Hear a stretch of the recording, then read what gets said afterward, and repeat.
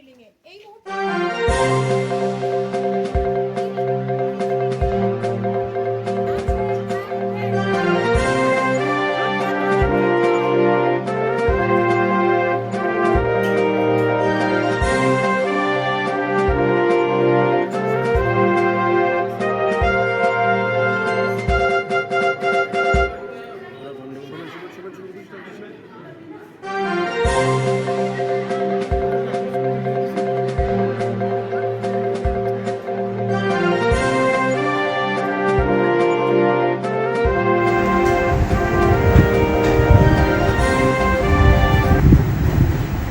Vote প্রদান করলেন বালুরঘাট লোকসভা কেন্দ্রের তৃণমূল কংগ্রেস প্রার্থী বিপ্লব মিত্র মহাশয়। শুক্রবার গঙ্গারামপুর উচ্চ বালিকা বিদ্যালয়ে নিজের বুথে ভোট প্রদান করেন বিপ্লব মিত্র। হলো নিজের ভোট নিজে দিতে ভালো, সকলেরই লাগে, যেমন আমারও লাগলো ভালো। নতুন করে বলার কিছু নেই। দাদা কোথায় কেমন সকাল থেকে কেমন সমস্যা কিছু না, প্রোগ্রামটা টেপার করে ওই কয়েক সেকেন্ড দেখলাম দেরি হচ্ছে।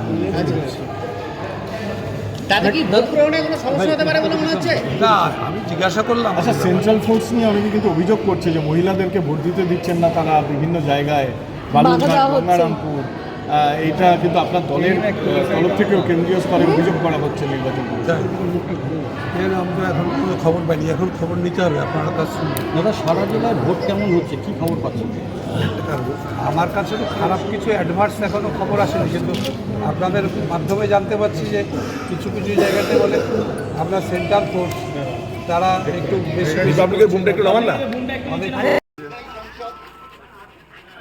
পাশাপাশি এই দিন বালুরঘাট শহরে 22 নম্বর ওয়ার্ডে নিজের বুথে স্ত্রীকে নিয়ে ভোট দিলেন বিজেপি রাজ্য সভাপতি তথা বালুরঘাট লোকসভা কেন্দ্রের প্রার্থী সুকান্ত মজুমদার। বাড়ি থেকে বেরিয়ে ভোট প্রদান করলেন। এরপর তিনি বালুরঘাট লোকসভা কেন্দ্রে কেমন ভোট হচ্ছে তা ঘুরে দেখেন।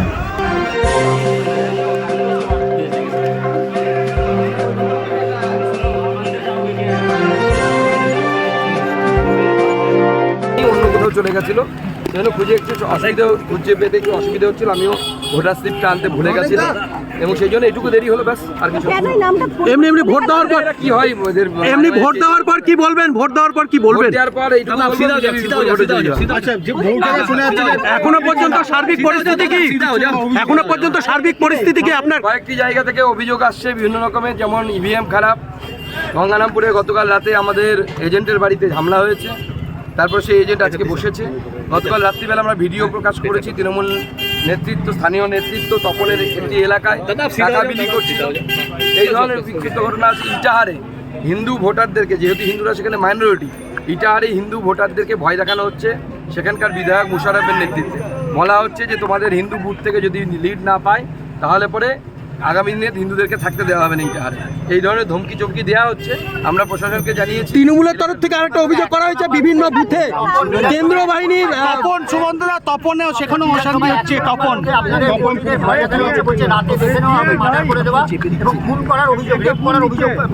না তৃণমূল ভয় দেখাবে, এটা তো স্বাভাবিক।